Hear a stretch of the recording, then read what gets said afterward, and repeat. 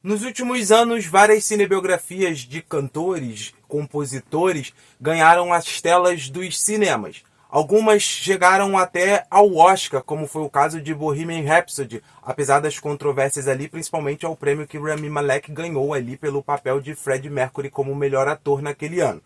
Outras não receberam o destaque que mereciam, na minha opinião, como foi o caso de Rocketman. Mas o que o filme que conta a história de Elton John tem bastante similaridade, pelo menos para mim, com Better Man, a história de Robbie Williams, é que realmente foi uma cinebiografia feita de uma forma interessante, inteligente e interessada pela própria história do seu criador.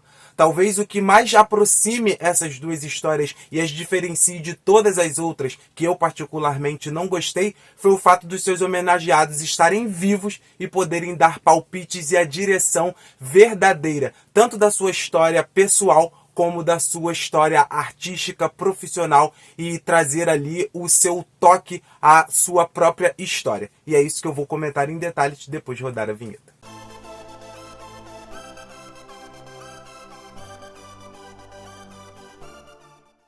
Bom, na direção aqui do filme nós temos o Michael Gracie, que lá em 2017 dirigiu um dos musicais mais comentados e mais interessantes dos últimos anos, que foi O Rei do Show. O que mais aproxima desse aqui com o Rocketman é não procurar contar essa história na mesma cartilha de todas as outras.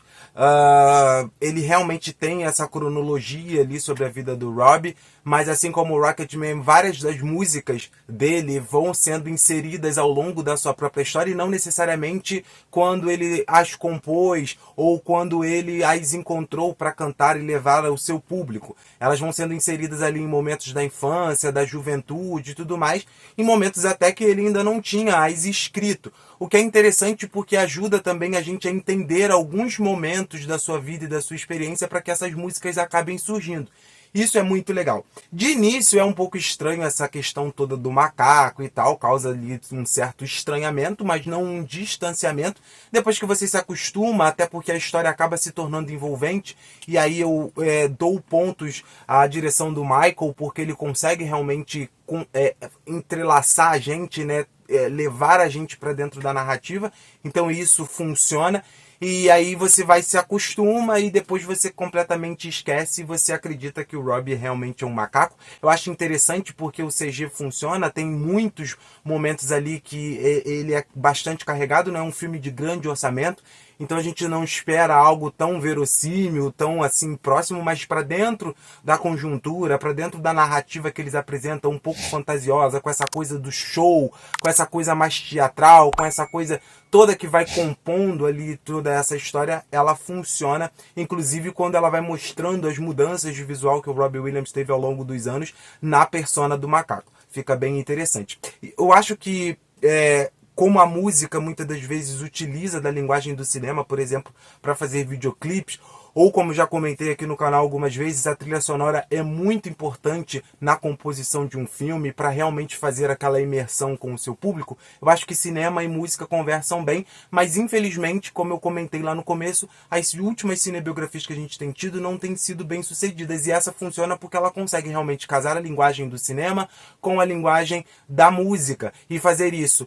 O filme tem momentos ali que realmente parece um show, parece um musical cinematográfico, parece um musical teatral, às vezes parece um videoclipe, e tudo isso de um jeito que o Michael Gracie consegue amarrar muito bem e que realmente faz com que essa história seja emocional, seja divertida e seja interessante pra gente que está assistindo, porque a gente vai caminhando com o filme conforme ele vai acontecendo. Ele tem pouco mais de 2 horas ali e realmente não é desgastante. É um filme que você vai se interessando por saber o que vai acontecer, torcendo por seu protagonista, e realmente acaba se tornando uma cinebiografia que funciona, porque ela tem a história do Robbie Williams ali, do jeito que ele gosta de contar, do jeito que ele a vê, sem essas amarrações, porque eu acho inclusive que quando um homenageado já é falecido, né, até por realmente a família querer manter a memória ali intacta, acabam se tornando chapa branca, né? Parece que eles meio que ficam com aquela ideia de não vamos tirar a santificação identificação dessa pessoa que faleceu, então eles mantêm ali tudo